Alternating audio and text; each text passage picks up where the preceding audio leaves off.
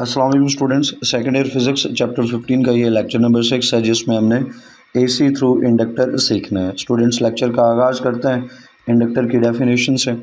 अगर आपको इंडक्टर बनाना है तो आप एक कंडक्टिंग वायर लीजिए और उस वायर को एक कॉइल की सूरत में वाइंड कर दीजिए। तो वो जो कॉइल है वो स्टूडेंट्स एक इंडक्टर कहलाएगी। जैसा कि आप इस डायग्राम में देख सकते हैं स्टूडेंट्स, यहाँ पे आपको एक कॉइल नज़र आ रही है। ये कॉइल जो है एक वायर से बनाई गई है और एक सर्किट के अंदर मौजूद है। तो स्टूडेंट्स ये एक इंडक्टर कहलाएगी क्योंकि ये एक वायर से बनाई गई है, एक सिंगल वायर से बनाई गई है। तो स्टूडेंट्स इसके दो एंड्स होंगे, इन एंड्स को आप टर्मिनल बोल सकते हैं और आप कह सकते हैं कि जो इंडक्टर है ये एक टू टर्मिनल इलेक्ट्रिकल कंपोनेंट है। अब इसका काम क्या है सर्किट के अंदर? सो स्टूडेंट्स, इस कॉइल में से यानी इंडक्टर में से जब भी अल्टरनेटिंग करंट गुजरेगा तो ये हमेशा अल्टरनेटिंग करंट को अपोज करेगी। ये कॉइल अल्टरनेटिंग करंट को ये रेजिस्ट करेगी।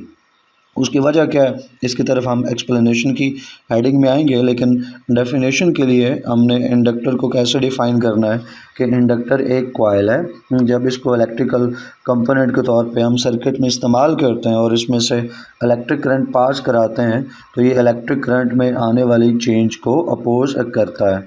याद रहे स्टूडेंट्स, जो इंडक्टर है वो अल्टरनेटिंग करंट को ही अपोज करेगा क्योंकि अल्टरनेटिंग करंट के अंदर ही चेंजेस आती हैं। जो डायरेक्ट करंट है उसमें चूँकि चेंज नहीं आती है, लिहाजा जो इंडक्टर है वो डायरेक्ट करंट को अपोज नहीं करता। एक्सप्लेनेशन की हेडिंग तरफ आते हैं स्टूडेंट्स। एक इंडक्टर जो है वो सर्किट में आप कनेक्ट कर दीजिए एक अल्टरनेटिंग वोल्टेज सोर्स के साथ। ये जो इंडक्टर में इस्तेमाल कर रहे हैं इसकी इंडक्टेंस जो है वो प्योर है और उसको हम एल से रिप्रेजेंट कर रहे हैं। अब इंडक्टेंस से क्या मुराद है हमारी? स्टूडेंट्स, अभी हमने बात की कि इस इंडक्टर ने अल्टरनेटिंग करंट को अपोज करना है। तो अल्टरनेटिंग करंट को अपोज करने की जो इसकी सलाहियत है उसको हम इंडक्टेंस का नाम देते हैं। इसके ऊपर मज़ीद तफसील से लेक्चर में बात करेंगे, लेकिन अभी के लिए मैं चूँकि लफ्ज़ इस्तेमाल किया तो आइडिया होना चाहिए। तो इंडक्टेंस क्या हुआ? अल्टरनेटिंग करंट को अपोज करने की जो सलाहियत है इंडक्टर की वो इंडक्टेंस कहलाती है। प्योर का वर्ड हमने इसलिए इस्तेमाल किया यहाँ पे क्योंकि हम अज्यूम कर रहे हैं कि ये जो इंडक्टर कॉइल हम यहाँ सर्किट में लगा रहे हैं तो ये कॉइल सिर्फ इंडक्टर के तौर पे बिहेव करे, ये रेजिस्टर के तौर पे बिहेव ना करे। और रेजिस्टर के तौर पे बिहेव ना करने का मतलब है कि इसकी जो रेजिस्टेंस है वो ज़ीरो हो। याद रहे कि रेजिस्टर के लिए हम रेजिस्टेंस की जो टर्म है वो इस्तेमाल करते हैं, इंडक्टर के लिए इंडक्टेंस की जो टर्म इस्तेमाल करते हैं। तो ये अल्टरनेटिंग करंट को अपोज करेगा, वो अपोजिशन इंडक्टेंस कहलाएगी। लेकिन चूँकि रेजिस्टर के तौर पे हम इसको कंसिडर नहीं कर रहे, इसे रेजिस्टर के तौर पे एक्ट नहीं करना चाहिए, तो आइडियली बात करो, इन आइडियल केस इसकी रेजिस्टेंस ज़ीरो होनी चाहिए। स्टूडेंट्स, इसे कैपेसिटर के तौर पे भी बिहेव नहीं करना चाहिए और इसकी जो कैपेसिटेंस है वो भी ज़ीरो होनी चाहिए। अगर हमने इसको सर्किट में एक इंडक्टर के तौर पे लगाया है और इसके पास सिर्फ इंडक्टेंस ही है तो फिर वो इंडक्टेंस प्योर इंडक्टेंस कहलाएगी जिसमें रेजिस्टेंस या कैपेसिटेंस की कोई मिलावट मौजूद नहीं है, यानी रेजिस्टेंस और कैपेसिटेंस ज़ीरो है। स्टूडेंट्स, जब इस कॉइल यानी इंडक्टर में से हम साइनोसाइडल करंट पास करवाएंगे टाइम टी में तो क्या होगा? साइनोसाइडल करंट बोलो तो अल्टरनेटिंग करंट ही का दूसरा नाम है। तो स्टूडेंट्स, अल्टरनेटिंग करंट जब इसमें से कॉइल में से पास होगा, हम अपने प्रीवियस चैप्टर में ये सीख चुके कि जब भी एक कॉइल में से कंडक्टर में से करंट चेंज होता है तो उस कॉइल में सेल्फ इंडक्शन की वजह से एक ईएमएफ जो है वो जनरेट हो जाती है। और लेंज़ेस लॉ हमें बताता है कि ये जो ईएमएफ इंड्यूस हुई है इसने अपने काज को अपोज करना है और इसका काज क्या है? करंट के अंदर चेंज आना। तो इसका मतलब है कि ये जो ईएमएफ इंड्यूस हुई ये अपने काज को यानी करंट में आने वाली चेंज को अपोज करेगी। और यही चीज़ ऊपर हम डेफिनेशन में लिख चुके हैं कि इसने इलेक्ट्रिक करंट में आने वाली जो चेंजेस हैं उनको रेजिस्ट करना होता है। तो ईएमएफ जो जनरेट होती है, इंड्यूस्ड ईएमएफ जो बनती है इस कॉइल में, वो ईएमएफ अल्टरनेटिंग करंट को अपोज करती है।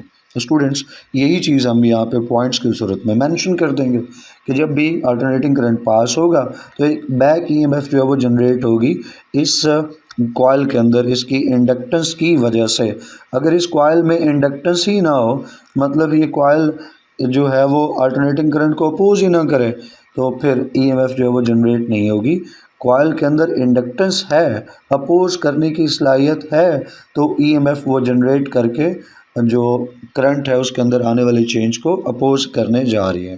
क्योंकि इस ईएमएफ ने अपोज करना है अपने काज को, तो आप इसे बैक ईएमएफ का नाम दे सकते हो। और कोई भी इंस्टेंट हो टाइम का जब करंट जो है वो अपनी डायरेक्शन चेंज कर रहा है या करंट अपनी प्रॉपर्टीज़ जो है वो चेंज कर रहा है, तो स्टूडेंट्स ये बैक ईएमएफ उस करंट को उस इंस्टेंट ऑफ टाइम के ऊपर लाजमी अपोज करेगी। ये हमें लेंज़ेस लॉ बताता है, हम प्रीवियस चैप्टर में ये सीख चुके हैं। अब इन सारी बातों को इकट्ठा करें और कंक्लूजन की तरफ आएँ, तो हम कह सकते हैं कि स्टूडेंट्स जब इस कॉइल यानी इंडक्टर में से करंट चेंज होगा तो एक बैक ईएमएफ जो है वो सेटअप होगी। ये बैक ईएमएफ चूँकि सेल्फ इंडक्शन के नतीजे में सेटअप हुई है, लिहाजा इसका जो मैग्नीट्यूड है वो सेल्फ इंडक्शन के फार्मूले से हम लिख सकते हैं। ये फार्मूला हम प्रीवियस चैप्टर में सेल्फ इंडक्शन में सीख चुके हैं।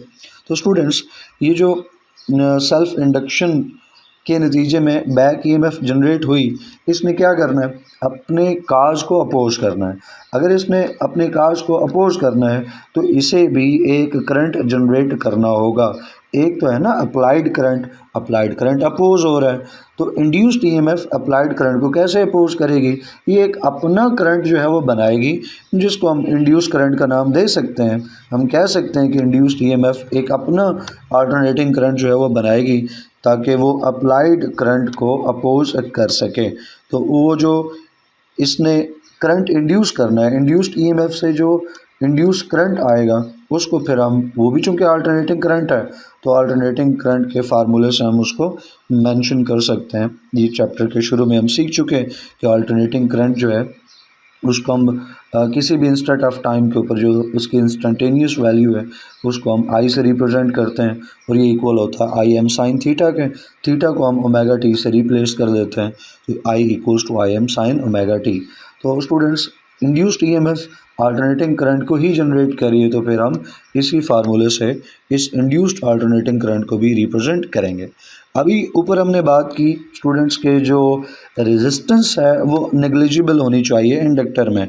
जब हम आइडियल केस की बात करें तो आइडियली इस जो इंडक्टर है इसको इंडक्टर के तौर पे ही बिहेव करना है, इसे रेजिस्टर के तौर पे बिहेव नहीं करना, यानी इसमें रेजिस्टेंस ज़ीरो होनी चाहिए। जब इसमें रेजिस्टेंस ज़ीरो है तो इसका मतलब है कि जो बैक ईएमएफ है वो अप्लाइड ईएमएफ के इक्वल है। जो अप्लाइड अल्टरनेटिंग वोल्टेज है उतनी ही बैक ईएमएफ है, या जितना अप्लाइड अल्टरनेटिंग करंट है उतना ही इंड्यूस्ड अल्टरनेटिंग करंट है। क्योंकि रेजिस्टेंस होती तो करंट जो है उसका लॉस होता हीट की फॉर्म में। चूँकि हम कंसिडर कर रहे हैं कि आइडियल केस में रेजिस्टेंस नहीं है, नेग्लिजिबल है, तो फिर हम ये इक्वेशन बना सकते हैं। अप्लाइड वोल्टेज को हम वी से रिप्रेजेंट कर देते हैं। बैक ईएमएफ की जो मैथमेटिकल फॉर्म है, जो मैग्नीट्यूड है, या अभी थोड़ी देर पहले हमने देखा, उसको नीचे लिख लेंगे। अब स्टूडेंट्स उसको इक्वेशन को थोड़ा कर लेते हैं मॉडिफाई। अब इसमें जो करंट है उसकी वैल्यू पुट कर देते हैं, तो आई की जो वैल्यू है वो आप पुट कर दो, तो आई की जगह आ जाएगा ब्रैकेट में आई एम साइन ओमेगा टी। अब स्टूडेंट्स फर्दर मॉडिफाई करने के लिए इसमें से जो आई एम है उसको आप अलग कर लीजिए। आई एम तो एक मैक्सिमम वैल्यू है अल्टरनेटिंग करंट की, उसकी पीक वैल्यू है, उसका एम्पलीट्यूड है, तो उसको हम अलग कर लेते हैं इंडक्टेंस के साथ। वो जो चीज़ें चेंज हो रही हैं उनको सेपरेट कर लेते हैं, तो डेल्टा और ब्रैकेट में आ जाएगा साइन ओमेगा टी, क्योंकि आई एम तो बाहर चला गया और नीचे डेल्टा टी जो है मौजूद है। अब इसको लास्ट किसी लेक्चर में भी हमने जिक्र किया था कि इस तरह की जो इक्वेशन है, ये इस तरह का जो पार्ट है उसको मैथमेटिकली हम कैलकुलस की मदद से या इंटीग्रेशन की मदद से सॉल्व कर सकते हैं। तो चूँकि फ़िज़िक्स जो है प्री मेडिकल के स्टूडेंट भी पढ़ते हैं, उन्हें तो इंटीग्रेशन और कैलकुलस नहीं सीख रखा है, तो उनके लिए फिर ये है कि वो इसको एज ए फार्मूले की फॉर्म में याद रख लें।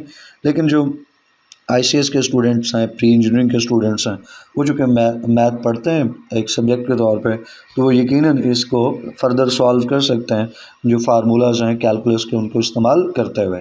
एनीवेज जब इसके ऊपर हम कैलकुलस अप्लाई करते हैं तो रिज़ल्ट जो है इसका क्या आता है, ओमेगा काज ओमेगा टी। तो फिर स्टूडेंट्स इस पूरे फैक्टर की जगह हम जो कैलकुलस हमें इसकी वैल्यू देता है वो पुट कर देते हैं, ओमेगा काज ओमेगा टी।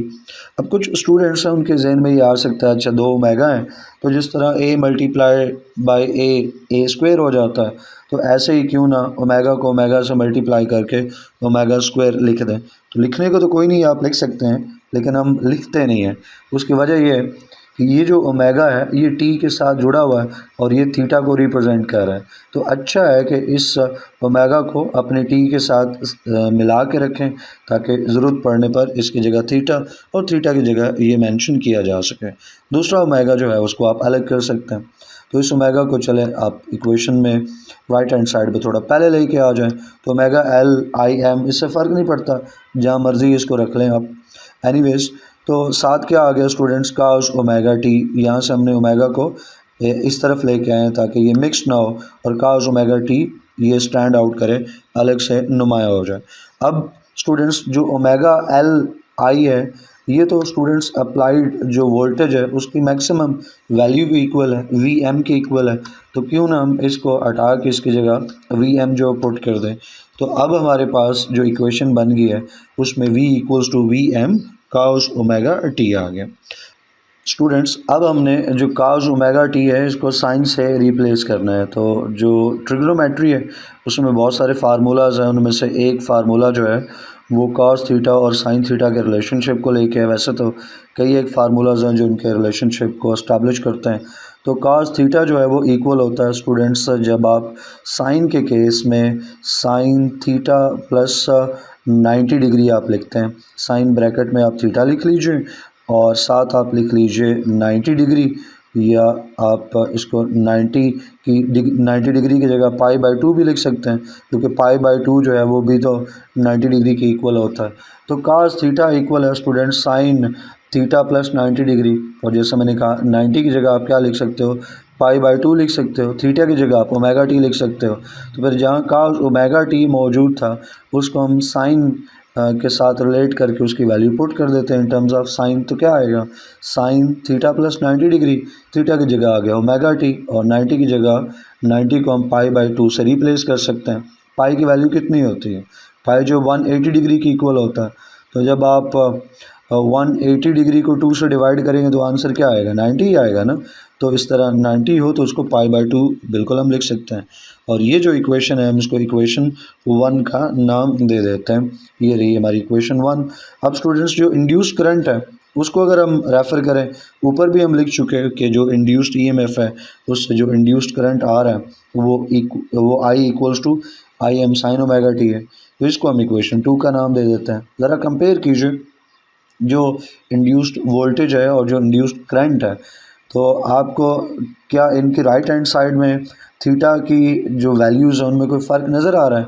तो गौर करें तो यहाँ साइन के बाद जो है वो ओमेगा टी यानी थीटा मौजूद है, यहाँ पे भी ओमेगा टी मौजूद है, लेकिन उस ओमेगा टी में 90 डिग्री का इजाफा मौजूद है। प्लस का साइन है ना, इसलिए मैंने इजाफा बोला। इसका मतलब क्या हुआ, इसका मतलब ये हुआ कि जो वोल्टेज है उसमें चूँकि 90 डिग्री का इजाफा है, मींस वोल्टेज जो है वो लीड कर रहा है करंट को बाय 90 डिग्री। तो राइट हैंड साइड पे प्लस के साथ पाई बाई 2 का मौजूद होना, 90 डिग्री का मौजूद होना, ये प्रूव करता है जब दोनों इक्वेशंस को कंपेयर करते हैं कि इंडक्टर के अंदर जो वोल्टेज है वो लीडिंग होता है और वो लीड करता है 90 डिग्री से। और करंट से मुतल्लिक हम कह सकते हैं कि जो करंट है वो लैगिंग होता है, वो लैग करता है वोल्टेज से, और वो कितना लैग करेगा, वही 90 डिग्री यानी पाई बाई 2 रेडियंस और द 90 डिग्री। तो स्टूडेंट्स इस तरह से हम इसको जो फेज़र डायग्राम है उससे भी रिप्रेजेंट कर सकते हैं। जैसे आप स्क्रीन में देख सकते हो कि एक जो है वो हमने ले रखा है यहाँ पे वाई एक्सिस, एक एक्स एक्सिस है, और इसी एक्स और वाई एक्सिस के ऊपर हम न सिर्फ वोल्टेज बल्कि करंट जो है उसकी भी जो साइनोसाइडल वेव है उसको रिप्रेजेंट करें। तो आप गौर कीजिए कि जो वोल्टेज है वो पहले ही ज़ीरो के ऊपर पहुंच चुका है और जो करंट है वो 90 डिग्री कवर करने के बाद ज़ीरो के ऊपर जो है वो पहुंचता है। हमने ये सीख रखा है इसलिए ज़ीरो का जिक्र किया कि जो जो क्वांटिटी है वो ज़ीरो पे पहले पहुंचती है, जिसका ज़ीरो पहले आता है वो लीड कर रही होती है। इसलिए यहाँ पे ज़ीरो का जिक्र किया कि वोल्टेज जो है वो ऑलरेडी ज़ीरो पे और जो करंट है वो माइनस की तरफ मौजूद है, ये बाद में ज़ीरो की तरफ आ रहा है, लिहाजा करंट जो है वो लैग कर रहा है, वोल्टेज जो है वो लीड कर रहा है। तो स्टूडेंट्स डिफरेंस कितना है इनके दरमियान में, 90 डिग्री का डिफरेंस है। इसको अगर आप वेक्टर की फॉर्म में लिखना चाहो तो आप बीच में वेक्टर भी देख सकते हो। आप कलर देखिएगा, यहाँ जो कलर हमने वोल्टेज के लिए लिया है वही कलर यहाँ पे स्टूडेंट्स एक वेक्टर के लिए है, और इसी तरह करंट के लिए जो कलर है वही कलर यहाँ एक और वेक्टर के लिए है। तो चूँकि करंट जो है वो नेगेटिव है और 90 डिग्री पीछे है, तो इसलिए करंट के लिए जो वेक्टर लिया ब्लू कलर में वो नीचे की तरफ है, जिस तरह यहाँ करंट नीचे की तरफ है। और करंट और वोल्टेज में गैप कितने एंगल्स का, 90 डिग्री का, तो लिहाजा इनको 90 डिग्री के ऊपर हमने रखा है। जो वोल्टेज है उसको हमने रेफरेंस लाइन के ऊपर जो है वो ड्रा किया है, यानी एक्स एक्सिस के ऊपर ड्रा किया। तो उसके बाद हमने करंट को देखा कि जो करंट है वो अगर लीड कर रहा होता तो हम उसको ऊपर बना लेते, और चूंकि वो लैग कर रहा है तो हमने उसको नीचे बनाया। कितने एंगल से लैग किया उसने, 90 डिग्री से लैग किया, तो वो भी शो कर दिया। तो ये वेक्टर डायग्राम है और ये उसकी फेजर डायग्राम है साइनोसाइडल वेव्स को लेके। एक्सप्लेनेशन के अंदर अब हम एक सब हेडिंग लेते हैं इंडक्टिव रिएक्टेंस की। स्टूडेंट्स, हमने डेफिनेशन के अंदर देखा कि इंडक्टर के पास इंडक्टेंस मौजूद है जो उसकी सलाहियत है जिसकी वजह से वो करंट में आने वाली चेंज को अपोज करता है। इसका मतलब ये है कि जब सर्किट के अंदर हम चाहें कि जो सर्किट में अल्टरनेटिंग करंट का इंक्रीज़ आना है या डिक्रीज़ आना है वो एकदम ना हो, वो जो करंट है उसमें इंक्रीज़ या डिक्रीज़ डिले के साथ आए, तो वहाँ पे हम इंडक्टर का इस्तेमाल करेंगे, क्योंकि इंडक्टर ने अपोज करना है ना अल्टरनेटिंग करंट को। तो बेशक आप इंक्रीज़ लाना चाहें सर्किट में या करंट में डिक्रीज़ लाना चाहें, आपकी चॉइस है। लेकिन अगर वो आप इंक्रीज़ या डिक्रीज़ डिले के साथ, वक्फे के साथ लाना चाहते हैं, स्लो लाना चाहते हैं, तो आपने अल्टरनेटिंग करंट को अपोज करना होगा। उसके लिए फिर आप इंडक्टर ही का तो इस्तेमाल करेंगे। तो जब आप इंडक्टर लगाते हैं तो जो करंट है वो लैग करता है अप्लाइड वोल्टेज से। इसका मतलब है कि जो इंडक्टेंस है वो फ्लो ऑफ करंट को अपोज कर रही है सर्किट के अंदर, और ये जो अपोजिशन मिल रही है, ये जो रुकावट मिल रही है अल्टरनेटिंग करंट को सर्किट के अंदर इंडक्टर की वजह से, इसको आप नाम देते हो इंडक्टिव रिएक्टेंस का, और इसको XL से रिप्रेजेंट करते हैं। रिएक्टेंस के लिए हम X का जो साइन है वो यूज़ कर रहे हैं, चूँकि ये रिएक्टेंस इंडक्टर की वजह से है, इंडक्टेंस की वजह से है, लिहाजा हम नीचे सबस्क्रिप्ट में L जो है वो कैपिटल लगा देते हैं। अब अगर हम ओम्स लॉ के साथ इसको कंपेयर करें तो एक एनालॉजी जो है वो हमारी मदद करेगी। ओम्स लॉ क्या है? ओम्स लॉ जो है वो रजिस्टर के ऊपर अप्लाई होता है और वो है V=IR, और ओम्स लॉ हमें बताता है कि जब भाई जो करंट है, स्टेडी करंट है, डायरेक्ट करंट है, उसको एक रेजिस्टर में रेजिस्टेंस का सामना करना पड़ेगा जो कि रेजिस्टेंस R होती है। तो V=IR।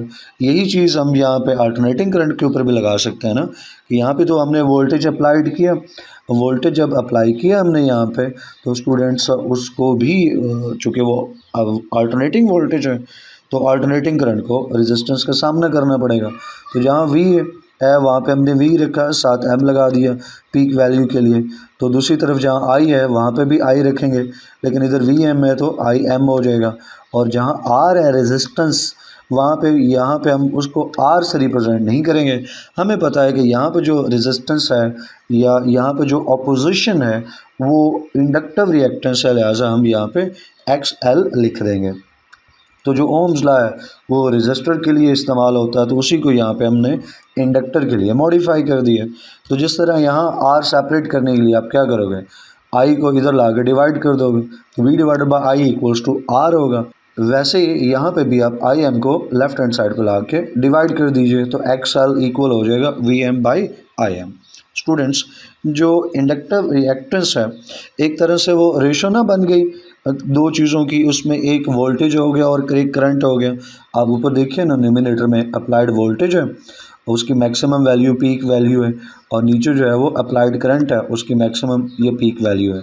तो चले पीक वैल्यू को आप इग्नोर करें तो ऊपर वोल्टेज और नीचे करंट है, तो वोल्टेज टू करंट की ये रेशो होगी। और यही चीज़ आप यहाँ पे देख सकते हो कि जो इंडक्टिव रिएक्टेंस है वो एक्चुअल में मैथमेटिकली हम देखो तो वो रेशो ही है वोल्टेज टू करंट की।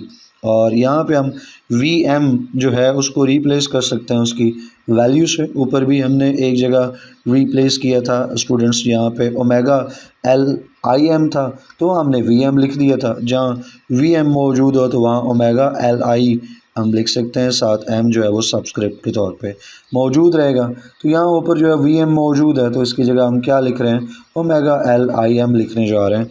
रिप्लेस कर दिया न्यूमिनेटर में वैल्यू को, तो अब आप देखिए न्यूमिनेटर और डिनोमिनेटर में आई एम से आई एम कैंसिल हो गया, तो एक्स एल इक्वल हो गया स्टूडेंट्स ओमेगा एल के। और जो ओमेगा है उसको भी हम 2 पाई एफ से रिप्लेस कर देते हैं।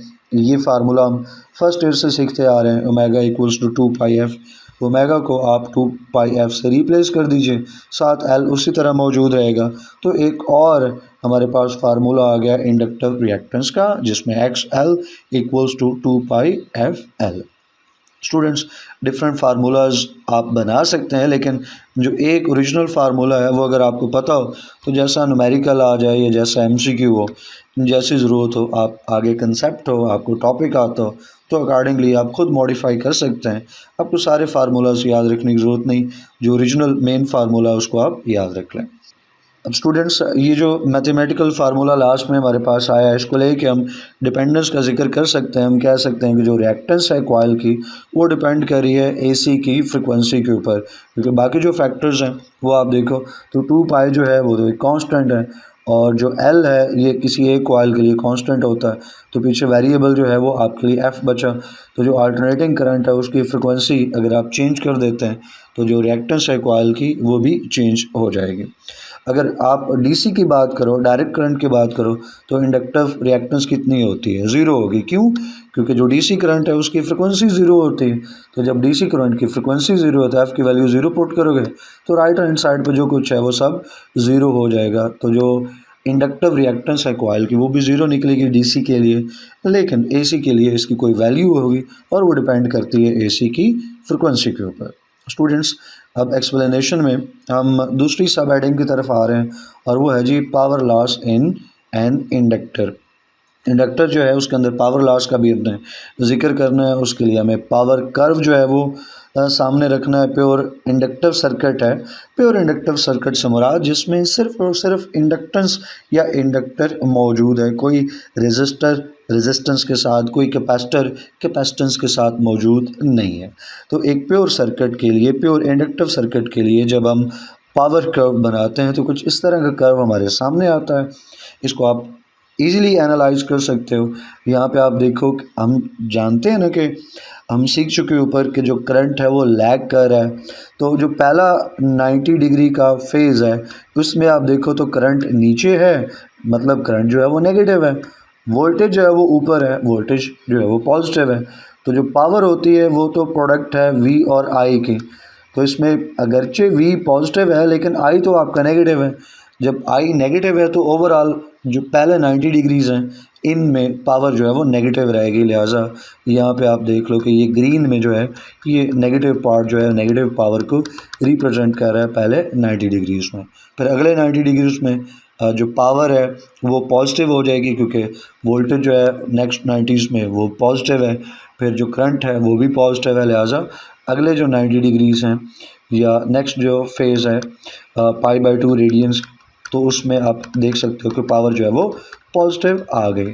तो एक नेगेटिव फिर पॉजिटिव, इस तरह नेक्स्ट फेज़ नेक्स्ट 90 की बात करो, नेक्स्ट 90 डिग्री में फिर पावर नेगेटिव होगी और जो अगले 90 डिग्री है उसमें पावर पॉजिटिव होगी। तो आप देखो एक पॉजिटिव एक नेगेटिव एक दूसरे को कैंसिल करेंगे, दूसरा नेगेटिव पॉजिटिव एक दूसरे को कैंसिल करेंगे। तो एक प्योर जो इंडक्टर होता है उसमें जो पावर है वो ज़ीरो आती है। इसको देख लेते हैं। पहले जो अभी आपको डायग्राम में बात समझाई वो नीचे नोट्स के अंदर मौजूद है कि पहले 90 में जो वोल्टेज पॉजिटिव करंट नेगेटिव, लिहाजा पावर नेगेटिव हो जाएगी। इसका मतलब है कि जो पावर है वो फ्लो कर रही है कॉइल से सोर्स की तरफ ना। कॉइल ने पावर जो है वो लेनी होती है, तो नेगेटिव पावर का मतलब है कि जो कॉइल है वो पावर दे रही है, सोर्स की तरफ पावर जा रही है। अगेन नॉर्मल कंसेप्ट क्या है कि सोर्स जो है वो पावर देता है अपने कंपोनेंट को, यहाँ पे पावर नेगेटिव है। नेगेटिव पावर का मतलब है कि कंपोनेंट से सोर्स की तरफ जो है वो पावर जा रही है। दूसरे लफ्ज़ों में इंडक्टर जो है वो पावर लूज कर रहा है, और जब पावर पॉजिटिव होगी तो इंडक्टर जो है पावर गेन करेगा। यूँ भी आप इसको देख सकते हैं। नेक्स्ट जो 90 डिग्री का साइकिल है, उसमें वोल्टेज और करंट आपने देखा दोनों पॉजिटिव है, लिहाजा पावर पॉजिटिव है। इसका मतलब है कि जो पावर है आपकी बार फ्लो करेगी सोर्स से कॉइल की तरफ। दूसरे लफ्ज़ों में कॉइल जो है पावर रिसीव करेगा या गेन करेगा। अगले 90 में फिर जो है वो नेगेटिव, और लास्ट 90 में पावर जो है पॉजिटिव। तो एक पॉजिटिव एक नेगेटिव के साथ कैंसिल, दूसरा पॉजिटिव दूसरे नेगेटिव के साथ जो है वो कैंसिल। तो एज ए होल जो इंडक्टर है उसके अंदर जो पावर गेन और लॉस चूँकि बराबर हैं, तो पावर जो है वो हम कह सकते हैं कि इंडक्टर कोई पावर कंज्यूम नहीं करता, क्योंकि जो रिजल्टेंट पावर है एक पूरे साइकिल में वो क्या निकली, ज़ीरो निकली। दो पॉजिटिव दो नेगेटिव साइकिल्स एक दूसरे को कैंसिल कर रहे हैं। तो जो इलेक्ट्रिक पावर है वो कंज्यूम नहीं होती इंडक्टर में, हाँ फ्लो ज़रूर होती है, पॉजिटिव फिर नेगेटिव फिर पॉजिटिव फिर नेगेटिव। तो इलेक्ट्रिक पावर फ्लो कर रही है लेकिन कंज्यूम नहीं हो रही है एक कॉइल के अंदर। अब एवरेज पावर हमने निकालनी है स्टूडेंट्स, तो उसके लिए हम फार्मूला लिखेंगे पावर का, P equals to V I, bracket angles के अंदर लिख दिया क्योंकि हम एवरेज को रेफ़र कर रहे हैं।